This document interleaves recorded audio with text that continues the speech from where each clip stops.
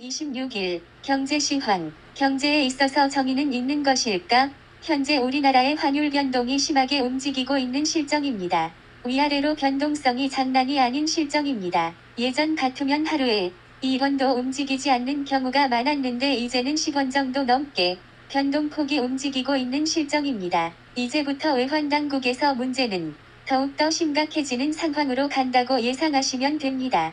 환율 방어라는 목적으로 환율을 적극적으로 개입하면 어떠한 결과가 초래되는지 잘 지켜보시기 바랍니다. 저 또한 대한민국이 세계에서 인류 국가로 도약하고 다른 나라를 지배하지 않고 지배받지 않는 더욱 더 풍요롭고 자유의 가치를 지키는 민주적인 국가가 되기를 바라고 무엇보다 국민들이 앞으로 더욱더 잘 살기를 바라는 마음이 간절합니다. 하지만 이런 식으로 외환당국에서 환율에 직접적으로 개입을 하게 되면 시장의 외환과 경제가 취약하다는 것을 스스로 자인하는 결과를 만들게 되고 환 공격의 대상이 될 수 있다는 것이 무서울 따름입니다. 저번에도 말씀드렸듯이 영국도 파운드화를 지키려다 조지 소로스라는 헤지 펀드의 공격을 받아 영랑은행이 두 손을 들었다는 말을 하였습니다. 이와 마찬가지로 우리나라만이 여기에 해당되는 것은 아닐 수 있고요. 여기에 중국과 베트남, 인도 등의 나라들도 공격의 대상이 될 수 있습니다. 돈에는 피도 눈물도 없습니다. 오죽하면 전쟁보다 경제와 화폐를 지배하는 것이 통치에 유리하다는 말도 있겠습니까? 하지만 선진 자본은 일명 양털깎기를 한다고 경제학에서 공공연하게 말하는 논리가 있습니다. 양을 키우는데 봄, 여름, 가을까지 양의 털이 풍성하게 자라게 한 다음 겨울이 오면 오히려 양털을 깎는다는 이론입니다. 이게 지배자의 논리이고 권력의 논리인데 이렇듯 개발도상국들에게 성장을 할 수 있는 기회를 주고 성장이 어느 정도 된 시점에서는 양털을 깎듯이 한다는 것이죠. 이것은 개발도상국가들에 대한 사다리 걷어차기와 같다고도 볼 수 있습니다. 개발도상국이 선진국으로 올라가려는 사다리를 선진국에서는 걷어 찬다는 의미입니다. 이 주장은 장하준이라는 영국 캠브리지 대학 경제학자이자 교수의 얘기입니다.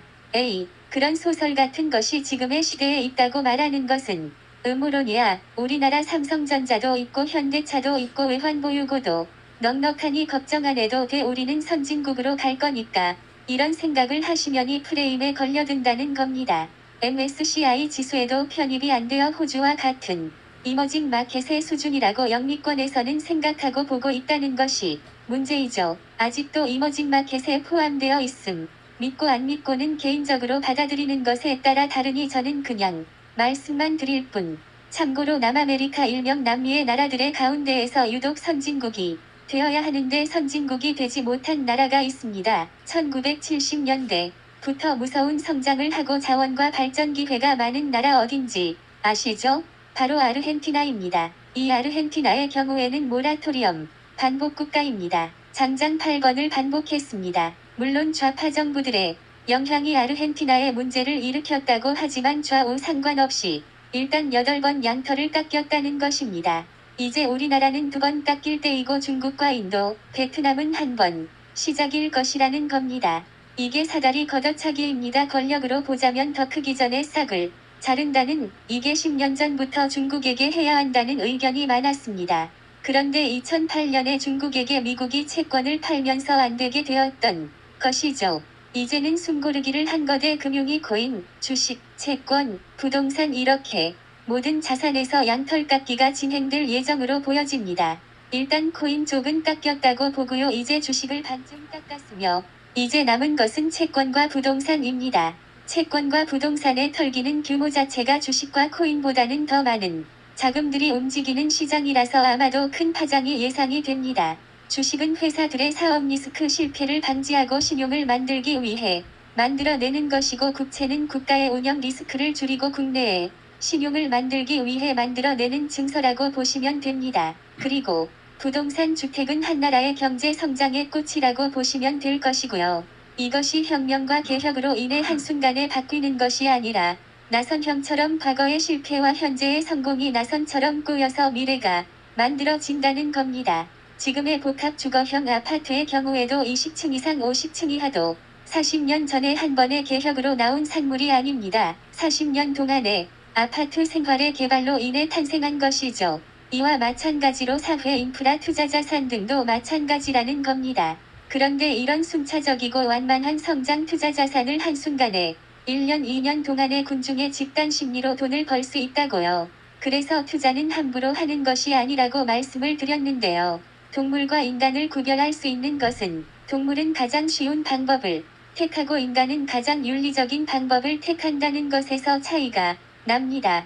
이번이 마지막으로 오는 기회이니 붙잡아야 한다고. 이번에 큰 위기이니 위기를 넘겨야 한다고. 어포스트로피. 이런 말에 휘둘리지 마시기 바라며 기회는 이번이 마지막이 아니라 살아있는 동안 언제든지 오는 것이고 이번에 위기를 넘겨야 한다는 것이 중요한 게 아니라 이번 위기보다 더 큰 위기가 올 수 있으니 위기를 대비하는 것이 위기를 극복하는 것보다 더 쉬울 것입니다.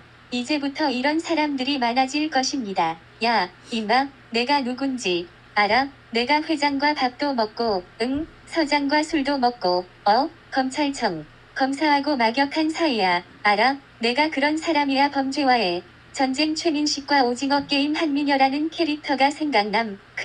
결국 그 중에 제일 잘 나가는 놈과 붙어 먹다가 같이 골로 가는 영화 주인공. 최민식은 모름. 주식시장과 모든 시장을 안다고 이길 수 있다고 하는 사람들이 전부 다 골로 가게 생겼습니다. 장단기 금리가 역전된다. 이게 무엇을 의미하는지 다들 알고 계실 거라 믿습니다. 여하튼 이제부터 더욱더 조심하시기 바랍니다. 그래도 희망은 저버리지 마시길 바라며 반대되는 포지션에 발을 담근 사람이라면 느긋할 수도 있겠지만요. 오늘도 좋은 글로 마치겠습니다.